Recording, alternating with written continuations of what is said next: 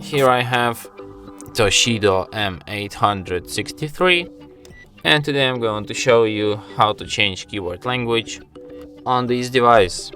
So firstly you have to open Settings, then go to the System section, then go to the Languages and Input, Virtual Keyboard, Gboard, Languages, Add Keyboard.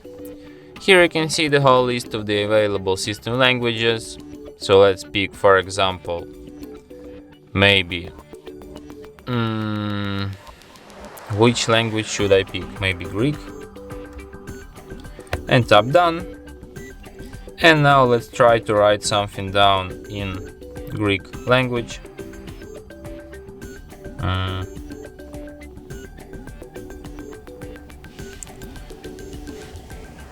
And as you can see, now I have Greek layout here on my keyboard.